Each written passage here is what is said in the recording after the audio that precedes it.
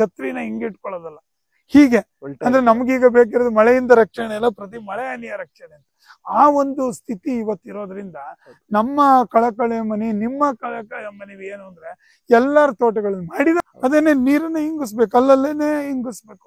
ಚಿಕ್ಕ ಚಿಕ್ಕ ರಿಚಾರ್ಜ್ ಪಾಂಡ್ಗಳನ್ನ ಮಾಡ್ಬೇಕು, ರಿಚಾರ್ಜ್ ವೆಲ್ ಮಾಡ್ಬೇಕು, ಬೋರ್ವೆಲ್ ರಿಚಾರ್ಜ್ ಮಾಡ್ಬೇಕು.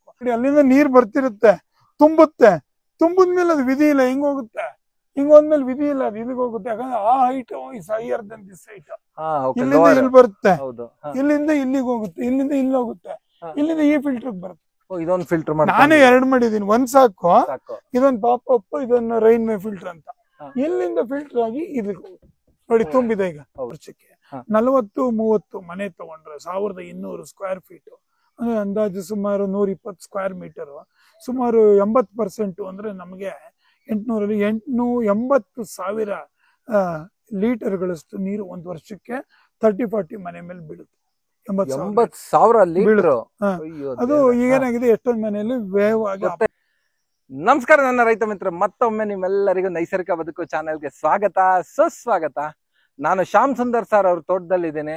ನೀವು ಕಳೆದ ಸಂಚಿಕೆಯಲ್ಲಿ ನೋಡಿದ್ರೆ ಅವರ ಮನೆ ಎಲ್ಲ ಯಾವ ತರ ಇತ್ತು, ಅವ್ರೊಂದು ಸುಸ್ಥಿರವಾದ ಮನೆ ಅಂತ.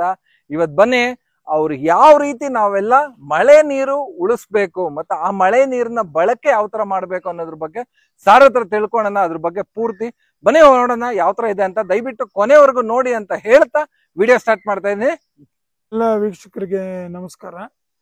ನನ್ನ ಹೆಸರು ಶ್ಯಾಮ್ ಸುಂದರ್ ಅಂತ ಹೇಳಿ. ನಾನು ಮೈಸೂರಿನ NI ಇಂಜಿನಿಯರಿಂಗ್ ಕಾಲೇಜಲ್ಲಿ ಇರುವ crest centre for renewable energy and sustainable ಟೆಕ್ನಾಲಜಿಯ ಮುಖ್ಯಸ್ಥ. ಮತ್ತು ಈ ಸಾವಯವ ಕೃಷಿ ತೋಟ ಏನಿದೆ, ಸಮುದಾಯ ಆಧಾರಿತ ಕಮ್ಯುನಿಟಿ ಬೇಸ್ಡ್ ಇದೆ ಕಾನನ, ಅದರಲ್ಲಿ ನಾನು ಒಬ್ಬ ಭಾಗಿಯಾಗಿರೋನು. ಇವತ್ತು ಕೇಶವ್ ಅವರು ಹೇಳಿದಾಗೆ ಮಳೆ ನೀರು ಸಂಗ್ರಹದ ಬಗ್ಗೆ ಸ್ವಲ್ಪ ಚರ್ಚೆ ಮಾಡೋಣ. ಮತ್ತೆ ನಾವೇನ್ ಮಾಡಿದೀವಿ ನಮ್ಮ ತೋಟದಲ್ಲಿ ಅದನ್ನು ನೋಡೋಣ. ನಮಗೆ ಸರಾಸರಿ ಮೈಸೂರಿನಲ್ಲಿ 800 ಮಿಲಿಮೀಟರ್ ನೀರು ಬೀಳುತ್ತೆ ಒಂದ್ ವರ್ಷಕ್ಕೆ. 40-30 ಮನೆ ತಗೊಂಡ್ರೆ 1200 ಸ್ಕ್ವೇರ್ ಫೀಟ್ ಅಂದ್ರೆ ಅಂದಾಜು ಸುಮಾರು 120 ಸ್ಕ್ವೇರ್ ಮೀಟರ್, ಸುಮಾರು 80% ಅಂದ್ರೆ ನಮಗೆ 880,000 ಲೀಟರ್ಗಳಷ್ಟು ನೀರು ಒಂದು ವರ್ಷಕ್ಕೆ 30-40 ಮನೆ ಮೇಲೆ ಬೀಳುತ್ತೆ. 80,000 ಲೀಟರ್. ಅದು ಏನಾಗಿದೆ, ಎಷ್ಟೊಂದು ಮನೆಯಲ್ಲಿ ವೇಗವಾಗಿ ಆಗುತ್ತೆ. ಆಮೇಲೆ ಎರಡನೇದು ಏನಾಗ್ತಿದೆ, ಎಲ್ಲ ಕಡೆ ನೀರು ಓಡಾಡೋಗ್ತಾ ಇದೆ, ಅದು ಇಂಗ್ತಾ ಇಲ್ಲ. ಅದರಿಂದ ಏನಾಗಿದೆ, ಅಂತರ್ಜಲ ಕುಗ್ಗೋಗಿದೆ. That is the ground water deplete ಆಗಿದೆ. ಸೊ 1000 ಅಡಿ ಸಿಕ್ಕಿದ್ರು ನೀರು ಸಿಗೋದಿಲ್ಲ. ಸೊ ನಾವು ನೀರನ್ನ ಮರುಪೂರ್ಣ ಮಾಡಬೇಕು, ಬಳಕೆ ಮಾಡ್ಬೇಕು ಅಂದ್ರೆ ಮರುಪೂರ್ಣ ಮಾಡಬೇಕು. ಅದಕ್ಕೆ ಮಳೆ ನೀರು ಕೊಯ್ಲು ಮಾಡ್ಬೇಕಾಗುತ್ತೆ. We have to rain water harvesting. ಸೊ ಹೇಗೆ ಮಳೆ ನೀರು ಕೊಯ್ಲು ಮಾಡೋದು? ಉದಾಹರಣೆ ಒಂದನೇದಾಗಿ ಇಂಗ್ಸೋದು ಮಳೆನ. ಅದೇ ಒಂದು ಇದಿದೆ, ಓಡುವ ನೀರನ್ನ ತಡೆಯೋ ನೀರನ್ನ ಇಂಗಿಸ್ಬೇಕು. ಅದು ಮೊದಲು ಕರ್ತವ್ಯ. ಅದನ್ನೇ ನಾವು ಈ ತೋಟದಲ್ಲಿ ಮಾಡಿದ್ವಿ. ಇಲ್ಲಿ ನೋಡಿ, ಯಾವುದೇ ನೀರು ಓಡೋದಿಲ್ಲ ನಾವು. ಸೊ ಅದನ್ನ ಅಲ್ಲ ಇಂಗುತ್ತೆ. ಸೊ ಅದನ್ನೇ ಮಲ್ಚ್ ಮಾಡಿ ಅಲ್ಲೇ ಇಂಗೋ ತರ ಮಾಡಿದೀವಿ ನೀರನ್ನ. ಸೊ ನೀರು ಇಂಗದಾಗ ನಿಮ್ಗೆ ನೋಡಿ ಒದ್ದೆ ಇರುತ್ತೆ, ಅಲ್ಲಿ ತೇವಾಂಶ ಇರುತ್ತೆ, ಗಿಡಗಳಿಗೆ ನೀವು ನೀರು ಹಾಕುವಂತ ಅವಶ್ಯಕತೆ ಇರೋದಿಲ್ಲ. ಸೊ ಅದರಿಂದ ಏನಾಗುತ್ತೆ, ಅಂತರ್ಜಲ ವೃದ್ಧಿ ಆಗಿರುತ್ತೆ, ಸಮೃದ್ಧಿ ಆಗುತ್ತೆ ಗಿಡಗಳು. ಸೊ ಅದು ಒಂದು. ಸೊ ಎರಡನೇದಾಗಿ ನಮ್ಗೆ ಕುಡಿಯಕ್ಕೆ ಬೇಕಾಗುವಂತ ನೀರು. ಕುಡಿಯಕ್ಕಿಂತ ನೀರು ಬೇಕಾದ ನೀರು ನಾವು ಬೋರ್ವೆಲ್ ಇಂದ ತೆಗೆದ್ರೆ ಏನಾಗುತ್ತೆ, ಎಷ್ಟೊಂದ್ ಕಡೆ ಉಪ್ಪು ನೀರು ಇರುತ್ತೆ, ಕಲ್ಮಶ ಇರುತ್ತೆ. ಆಮೇಲೆ ಎನರ್ಜಿ, ಶಕ್ತಿ ಕೂಡ ಬೇಕು ಅದನ್ನ ಲಿಫ್ಟ್ ಮಾಡಕ್ಕೆ. ಅದ್ರ ಬದಲು ಮನೆ ಮೇಲೆ ಬಿದ್ದಿರೋ ನೀರು, ಈಗ ಉದಾಹರಣೆ ಈ ಮನೆ ನಾನೇ ಕಟ್ಟಿರೋದು, ಮಡ್ ಬ್ಲಾಕ್ ಕಟ್ಟಿರೋದು, ಇದ್ರ ಮೇಲೆ ಬಿದ್ದಿರೋ ನೀರನ್ನ ಇಲ್ಲೇ ಸಂಗ್ರಹ ಮಾಡ್ತೀನಿ, ನಾನು ಫಿಲ್ಟರ್ ಮಾಡ್ತೀನಿ. ಫಿಲ್ಟರ್ ಮಾಡ್ಬಿಟ್ಟು ಅದನ್ನ ತಗೊಂಡು ನಮ್ಮ ಅಡಿಗೆ ಮನೆಗೆ ಕೊಟ್ಟಿದ್ದೀನಿ. ಅದೇ ತರ ಅಲ್ಲಿ ಒಂದು ಸಂಪ್ ಮಾಡ್ಬಿಟ್ಟು ಸಂಪು ಕೊಡ್ಬೋದು. ನಮ್ಮ ಮನೇಲಿ ಸಿಟಿಲಿ ಸಂಪು ಕೊಟ್ಟಿದ್ದೀನಿ. ಅದು ಎರಡನೇ ವಿಧಾನ. ಸೊ ಅದರಿಂದ ನೇರವಾಗಿ ನಮ್ಮ ಅಡಿಗೆ ಮನೆಗೆ ಬರುತ್ತೆ, ಅದನ್ನು ಉಪಯೋಗಿಸುವಂಥದ್ದು. ನೀವು ಅಡಿಗೆಗೆ ಬೇಕಾದ್ರೆ ಉಪಯೋಗಿಸ್ಕೋಬಹುದು, ಶುದ್ಧವಾಗಿರೋ ನೀರು. ಅದಕ್ಕೆ ಉಪ್ಪಿನಂಶ ಇರೋದಿಲ್ಲ. ಇಟ್ ಗಿವ್ಸ್ ಲ್ಯಾದರ್ ವಿತ್ ಸೋಪ್, ನೊರೆ ಬರುತ್ತೆ, ಚೆನ್ನಾಗಿ ಬಟ್ಟೆ ಚೆನ್ನಾಗಿ ಒಗಿಬಹುದು. ಆಮೇಲಿಂದ ಸ್ನಾನ ಮಾಡಿದಾಗ ಉಪ್ಪಿನಂಶ ತಲೆಗಾಗ್ಲಿ ಇದಕ್ಕಾಗ್ಲಿ ಹೋಗುದಿಲ್ಲ. ಸೊ ಈ ತರ ಸಾಕಷ್ಟು ಅನುಕೂಲಗಳಿದೆ. ಎಲ್ಲದಕ್ಕೆ ಜೊತೆಗೆ ನಾವು ನೀರನ್ನ ಉಳಿತಾಯ ಮಾಡ್ತೀವಿ. ನೀರು ಬಗ್ಗೆ ಒಂದು ಕಾಳಜಿ ಬರುತ್ತೆ, ಏನು ಅದ್ರ ಮೌಲ್ಯ ಏನು ಅಂತ. ಅದು ಎರಡನೇ ವಿಧಾನ ಮನೆಯದು. ಇನ್ನೊಂದು ಇಲ್ಲೇ ಇಂಗ್ಸೋದು. ಮೂರನೇದು ಕಲ್ಯಾಣಿಗಳನ್ನ ಮಾಡೋದು. ಚಿಕ್ಕ ಇಲ್ಲೇ ಮಾಡಿದೀವಿ ನಮ್ಮ ತೋಟದಲ್ಲಿ. ಕೆರೆ, ಕುಂಟೆ, ಕಲ್ಯಾಣಿ. ಕೆರೆ ದೊಡ್ಡದು, ಕುಂಟೆ, ಕಲ್ಯಾಣಿ ಚಿಕ್ಕದು. ಸೊ ಇದು ಕಲ್ಯಾಣಿಗಳನ್ನ ಮಾಡಿದಾಗ ಈಗ ಎಷ್ಟೊಂದು ಕಲ್ಯಾಣಿಗಳು ಕಸದ ತೊಟ್ಟಿಗಳಾಗ್ಬಿಟ್ಟಿದೆ ಹಳ್ಳಿಗಳು. ಆಮೇಲೆ ಬಾವಿಗಳಷ್ಟು ನೀವೇ ನೋಡಿದ್ದೀರಾ, ಬಾವಿಗಳ ನೀರೇ ಇಲ್ಲ. ಈಗ ಏನ್ ಮಾಡೋದು ಅಂದ್ರೆ ನಾವು ಮರುಪೂರ್ಣ ಮಾಡ್ಬೋದು, ರೀಚಾರ್ಜ್ ಮಾಡ್ಬೋದು. ಈಗ ಇಲ್ಲೇ ನೋಡಿದ್ವಿ ನಮ್ಮ ತೋಟದಲ್ಲಿರೋ ಕಲ್ಯಾಣಿ, ಅದಕ್ಕೆ ನಾವೇನ್ ಮಾಡಿದೀವಿ, ಎಲ್ಲ ಕಡೆ ಕ್ಲೀನ್ ಮಾಡ್ಬಿಟ್ಟು ಮಳೆ ನೀರನ್ನ ಒಳಗ್ ತಗೊಂಡಿದ್ದೀವಿ. ಸ್ವಲ್ಪ ಹರಿತಾ ಇರೋ ನೀರು ಒಳಗ್ ಬರುತ್ತೆ. ಇಲ್ಲೂ ಅಷ್ಟೇ ನೀರು ಆ ಕಡೆ ಹರಿತಾ ಇದೆ, ಅದು ಎಕ್ಸಸ್. ಅವ್ರ ಕಡೆ ಇಲ್ಲಿ ಬನ್ನಿ, ಇಲ್ಲಿ ಏನ್ ಮಾಡಿದೀನಿ ಅಂತ ತೋರಿಸ್ತೀನಿ. ನಾವೇನ್ ಮಾಡಿದೀವಿ, ಅದನ್ನ ಒಳಗಡೆಗೆ ಒಂದು ಟ್ರೆಂಚ್ ಪೈಪ್ ಮಾಡ್ಕೊಂಡಿದೀವಿ. ಸೊ ಪೈಪ್ ಮಾಡ್ಕೊಂಡ್ಬಿಟ್ಟು ನಾವು ಈಗ ಆಚೆ ಕಡೆ ಹೋಗ್ತಾ ಇದೆಯಲ್ಲ ನೀರು, ಅಲ್ಲಿಂದ ಒಂದು ಪೈಪ್ ಒಳಗಡೆ ರೋಡ್ ಕಟಿಂಗ್ ಮಾಡಿ ಪೈಪ್ ಹಾಕೊಂಡ್ಬಿಟ್ಟಿದೀನಿ. ಪೈಪ್ ಹಾಕೊಂಡ್ಬಿಟ್ಟು ಏನ್ ಮಾಡಿದೀನಿ ನೋಡಿ, ಇಲ್ಲಿ ಬಿಟ್ಕೊಂಡಿದ್ದೀನಿ ನೀರ್ನ. ಇಲ್ಲಿ ಬರುತ್ತೆ ನೀರು, ಅಲ್ಲಿಂದ ಅಲ್ಲಿ ಒಂದಷ್ಟು ಕಲ್ಲುಗಳು ಇಟ್ಬಿಟ್ಟಿದ್ದೀನಿ. ಹೌದು. ಸೊ ನೀರ್ ಅಲ್ಲಿಂದ ಬಂದಿದ್ದು ಇಲ್ಲಿ ಬರುತ್ತೆ. ಇಲ್ಲಿ ಬಂದಿದ್ದು ನೀರು ನೋಡಿ ಹಿಂಗ್ ಹೋಗ್ತಾ ಇದೆ, ಇಲ್ಲಿ ಬರ್ತಾ ಇದೆ. ಇಲ್ಲಿ ಬಂದು ನೋಡಿ ಇಲ್ಲಿ ಹೋಗುತ್ತೆ, ಈ ಕಡೆ ಈ ಎಲ್ಲ ಗಿಡಕ್ಕೂ ಆಗುತ್ತೆ. ಇನ್ನೊಂದು ನೋಡಿ ಇಲ್ಲಿ ಹೋಗ್ತಾ ಇದೆ, ಕಾಲುವೆ ಮಾಡಿದೆ. ಇಲ್ಲಿಂದ ಎಲ್ಲ ಗಿಡ ನೋಡಿ ಎಷ್ಟು ಹಸಿರಾಗಿದೆ ಗಿಡ. ಸೊ ಏನಾಗಿದೆ, ನೆನ್ನೆ ಬಂದಿದೆಯಲ್ಲ ಮಳೆ, ಅದೆಲ್ಲ ಹೋಗಿದೆ, ಹಿಂಕೊಂಡಿದೆ. ಒಂಚೂರು ನಿಮ್ಗೆ ಮಳೆ ಒಯ್ದಿದೆ ಅಂತಾನೆ ಗೊತ್ತಾಗ್ತಾ ಇಲ್ಲ. ಸೊ ಎಲ್ಲ ಹಿಂಗಿದೆ, ಹಿಂಗಿ ನಮಗೆ ನೀರಿನ ಅಂಶ ಜಾಸ್ತಿ ಆಗಿದೆ. ಸೊ ಈ ತರ ನಾವು ನೀರನ್ನ ನೋಡಿ, ಇಲ್ಲೂ ಬಂದ್ಮೇಲೆ ತಿರ್ಗಾ 2 ಭಾಗ ಮಾಡಿದೀನಿ, ಇಲ್ಲೊಂದ್ ಭಾಗ ಮಾಡಿದೀನಿ, ಅಲ್ಲೊಂದ್ ಭಾಗ ಮಾಡಿದೀನಿ. ಸೊ ಎಲ್ಲ ನೀರು ಹಿಂಗುತ್ತೆ. ಸೊ ಅವಾಗ ನಮಗೆ ಅಲ್ಲಿ ಮರುಪೂರ್ಣ ಆಗುತ್ತೆ, ರೀಚಾರ್ಜ್ ಆಗುತ್ತೆ. ಸೊ ಅದು ಬೇಕಾಗಿದೆ. ಇವತ್ತು ಏನಾಗುತ್ತೆ, ಎಷ್ಟೊಂದು ಹೊಲ ಜಮೀನುಗಳಲ್ಲಿ ನೀರನ್ನ ಹಿಡಿಯಲ್ಲ, ಅವ್ರು ಬಿಟ್ಬಿಡ್ತಾರೆ. ಅವಾಗ ಏನಾಗುತ್ತೆ, ಅವ್ರು ಬರೀ ಮಳೆ ಆಧಾರಿತ ಕೃಷಿ ಅವ್ರದ್ದು. ನಮ್ದಂಗಲ್ಲ, ನಮ್ಮದು ಇದು ಒಂದು ಹೇಳಿದ್ನಲ್ಲ, ವೃಕ್ಷ ಆಧಾರಿತ ಕೃಷಿ. ವೃಕ್ಷಗಳಿಗೆ ನಮಗೆ ಬೇಕಾಗಿರೋದು ನೋಡಿ ಎಷ್ಟು ಹೆಲ್ತಿ ಆಗಿದೆ ಎಲ್ಲ ನೋಡಿ, ಹೆಂಗಿದೆ ಸಪೋಟ ಸೈಜ್. ಹೌದು. ಸೊ ವೃಕ್ಷ ಆಧಾರಿತ ಕೃಷಿ ಮಾಡಿದಾಗ ನಮ್ಗೆ ಈಗ ಏನಾಗಿದೆ, ನೀರನ್ನ ಹಿಂಗಿಸ್ಕೊಳುತ್ತೆ. ಇದು ಬೇರುಗಳಲ್ಲಿ ನೀರು ಇರುತ್ತೆ. ಸೊ ಅಷ್ಟೊಂದು ನೀರು ಅದು ಕೇಳೋದಿಲ್ಲ. ಸೊ ಅದರಿಂದ ಎರಡನೇದು ಈ ತರ ಹಿಡಿಯೋದು ಕೆರೆ. ಇದನ್ನ ಮುಂದೆ ತಗೊಂಡೋಗಿ ಅಲ್ಲಿ ಕಲ್ಯಾಣಿ ಇದೆ, ಆ ಕಲ್ಯಾಣಿಲೂ ನಾವು ಶೇಖರಣೆ ಮಾಡ್ತೀವಿ. ಅಲ್ಲಿ ಈಗಲೂ ನೀರಿದೆ, ಬೇಸಿಗೆ ಆದ್ರೂ ನೀರಿದೆ ಅದು ಕಲ್ಯಾಣಿಲಿ. ಅದರಿಂದ ಪಕ್ಕದಲ್ಲಿ ಬೋರ್ವೆಲ್ ಇದೆ ನಮ್ದು. ಆ ಬೋರ್ವೆಲ್ಗೆ ಅದು ರೀಚಾರ್ಜ್ ಆಗುತ್ತೆ. ಬೋರ್ವೆಲ್ ಸುತ್ತಮುತ್ತ ಎಲ್ರಿಗೂ ಉಪಯೋಗ, ನಮ್ಗೊಬ್ಬರಿಗೆ ಅಲ್ಲ, ಎಲ್ರಿಗೂ ಉಪಯೋಗ ಆಗುತ್ತೆ.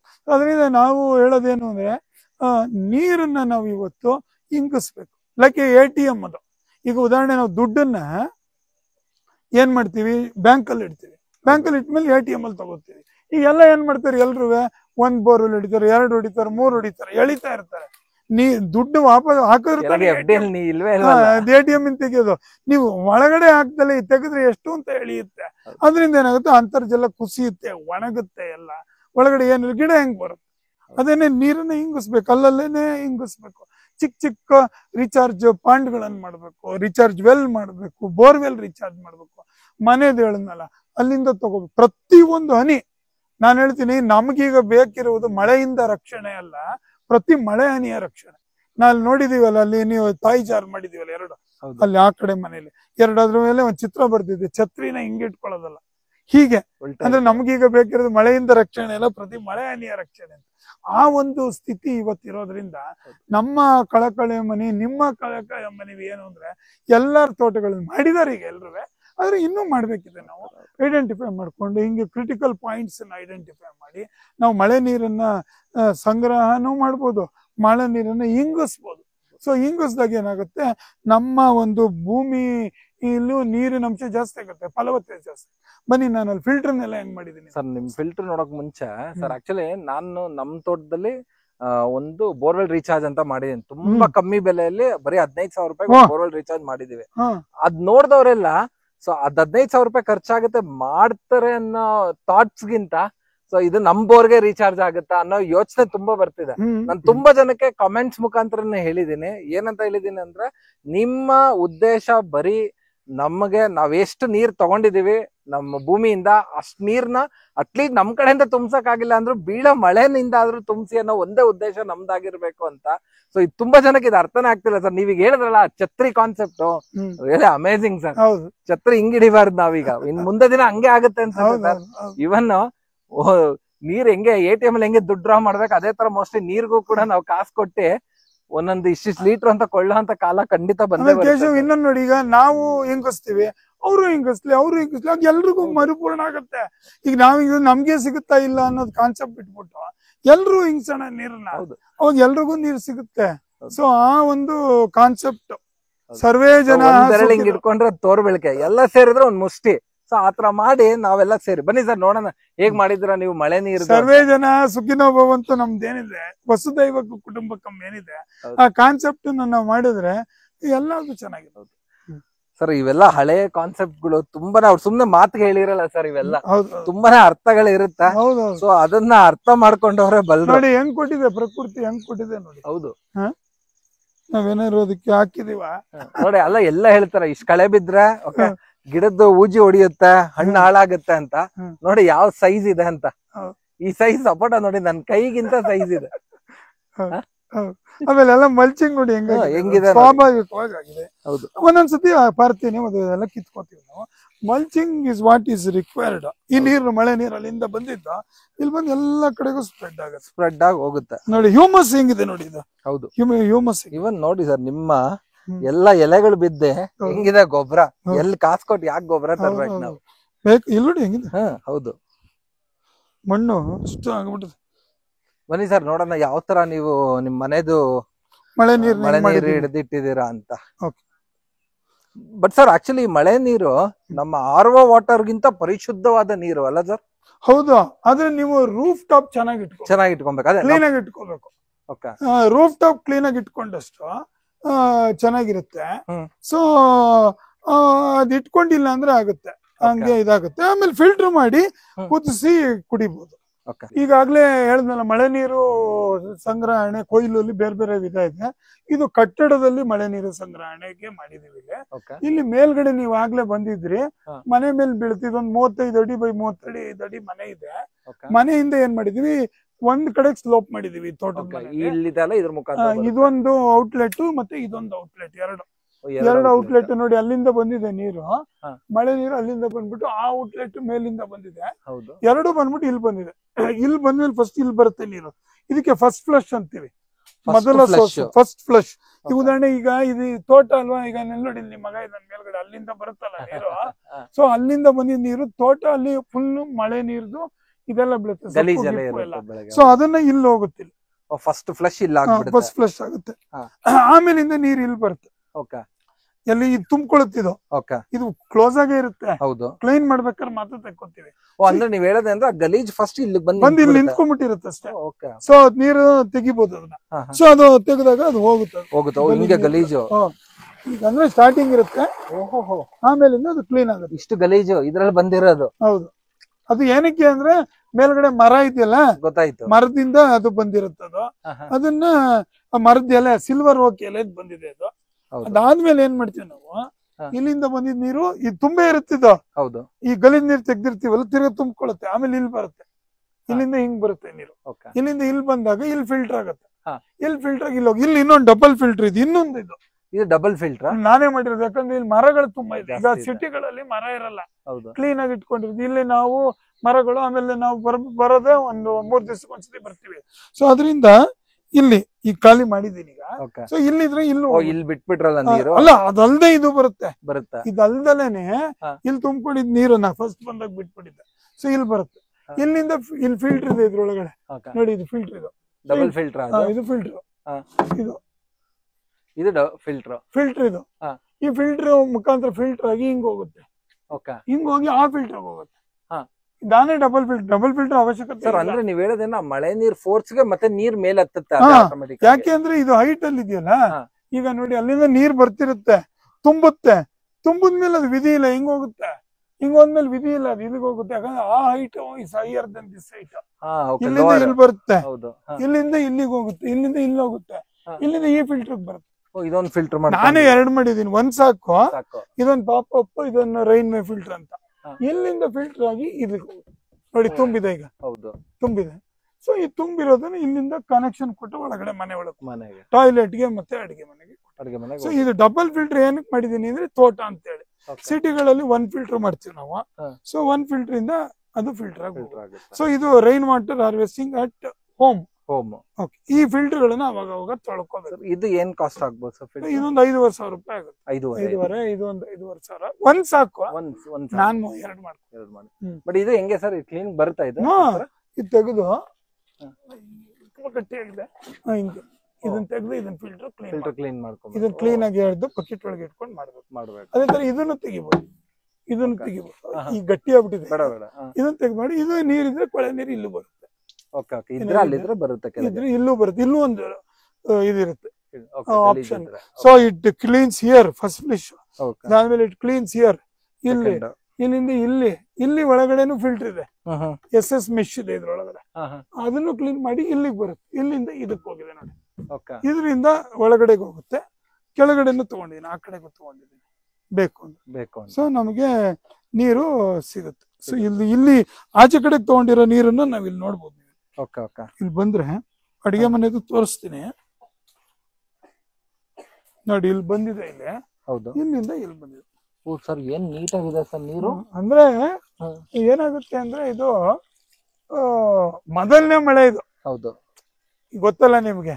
ಇನ್ನೂ ಕ್ಲೀನ್ ಆಗುತ್ತೆ. ಇದು ಫಸ್ಟ್ ರೈನ್ ಅಂದ್ರೆ ಈಗಾಗ್ಲೇ ಒಂದು 2ನೇ ಮಳೆ ಬರ್ತಿರೋದು ಇದು. ಈಗೆಲ್ಲ ಕ್ಲೀನ್ ಆಗಿ ಮಾಡ್ಬೇಕು ಇದನ್ನ. ಮಾಡಿದಾಗ ಇದು ಸೊ ಇದು ಇನ್ನೊಂದು ಅಂಗಡಿಗೆ ಮನೆಗೆ ಮತ್ತೆ ಮತ್ತೊಂದು ಮನೆಗೆ ಹೋಗುದು. ಸಖತ್ ಸರ್, ಸೂಪರ್ ಐಡಿಯಾ ಇದು. ಇದು ಮಳೆದಾಯ್ತು.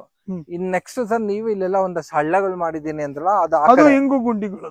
ಅದು ತೋರಿಸ್ತೀನಿ ಬನ್ನಿ. ಕಲ್ಯಾಣಿ ಇದು ನಮ್ದು ಕಾಂಪೋಸ್ಟರ್. ಇದು ಇದೆಲ್ಲ ಹಾಕ್ತಿವಿ. ಈಗ ಅಡಿಗೆ ಮನೆಯಿಂದ ಅಲ್ಲೇ ಹಾಕ್ತಿವಿ ನಾವು.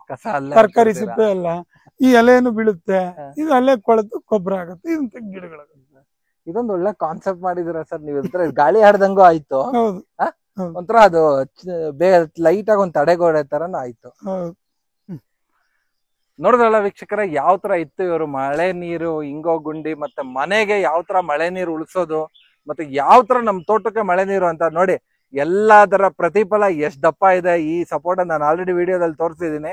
ಜಸ್ಟ್ ನಿಮ್ಗೆ ತೋರ್ಸೋಣ ಅಂತ ಕಿತ್ಕೊಂಡೆ ಕೈಗೆ. ಎಷ್ಟ್ ದಪ್ಪ ಇದೆ ನೋಡಿ. ಪ್ರತಿಯೊಂದು ನಾವು ನ್ಯಾಚುರಲ್ ಫಾರ್ಮಿಂಗ್ ದಿನ ಶಕ್ತಿನೇ ಇದು. ಸೊ ನಾವ್ ಯಾವಾಗ ಈ ತರ ಪೂರ್ತಿ ನ್ಯಾಚುರಲ್ ಫಾರ್ಮಿಂಗ್ ಮಾಡ್ತೀವಿ, ಸೊ ಅವಾಗ ನಮ್ಮ ಗಿಡಗಳು ತುಂಬಾ ಸದೃಢವಾಗಿರ್ತವೆ. ಯಾಕಂದ್ರೆ ನಾವ್ ಯಾವ್ದೇ ರೀತಿ ಕೆಮಿಕಲ್ ಏನು ಬಳಸಲ್ಲ. ಮಳೆ ನೀರಲ್ಲಿ ತುಂಬಾನೇ ಹೆಚ್ಚಾಗಿ ನೈಟ್ರೋಜನ್ ಅಂಶ ತುಂಬಾನೇ ಇರುತ್ತೆ. ಸೊ ಅದೇ ಆಕ್ಚುಲಿ ಇದಕ್ಕೆಲ್ಲ ಕಾರಣ. ಸೊ ಆದಷ್ಟು ನೀವು ಕೂಡ ನಿಮ್ಮ ತೋಟದಲ್ಲಿ ಆದಷ್ಟು ಮಳೆ ನೀರು ಇಂಗೋ ಗುಂಡಿಗಳನ್ನ ಜಾಸ್ತಿ ಮಾಡಿ, ನಿಮ್ಮ ಬೋರ್ವೆಲ್ ನ ರೀಚಾರ್ಜ್ಗಳು ಮಾಡಿ. ನೀವು ಯಾವ್ದೋ ಚಿಕ್ಕದೊಂದು ಮನೆ ಕಟ್ಟಿದ್ರೆ ಅದ್ರದ್ದು ಎಲ್ಲಾ ನೀರನ್ನ ಆದಷ್ಟು ಒಂದ್ ಕಡೆ ಈಗ ಸಾರ್ ತೋರಿಸಿದ್ರಲ್ಲ ಅಥವಾ ಒಂದೆರಡು ಫಿಲ್ಟರ್ಸ್ ನ ಇಟ್ಕೊಂಡು ತಡೆ ಹಿಡಿದು ನೀವು ಉಪಯೋಗಿಸೋದಕ್ಕೆ ಟ್ರೈ ಮಾಡಿ ಅಂತ ಹೇಳ್ತಾ ಈ ವಿಡಿಯೋ ಮುಗಿಸ್ತಾ ಇದೀನಿ. ಇದೇ ತರ ಇನ್ನೂ ಒಂದಷ್ಟು ಸಾಕಷ್ಟು ವಿಚಾರಗಳು ಇವ್ರ ತೋಟದಲ್ಲಿದೆ. ಇನ್ನು ಮುಂದಿನ ಸಂಚಿಕೆಗಳೇ ಅದನ್ನೆಲ್ಲ ನೋಡೋಣ ಅಂತ ಹೇಳ್ತಾ ಮತ್ತೊಮ್ಮೆ ನಿಮ್ಮೆಲ್ಲರಿಗೂ ನೈಸರ್ಗಿಕ ಬದುಕು ಚಾನಲ್ ಇಂದ ಹೃದಯಪೂರ್ವಕ ವಂದನೆಗಳು, ಧನ್ಯವಾದಗಳು, ಶುಭ ದಿನ, ನಮಸ್ಕಾರ.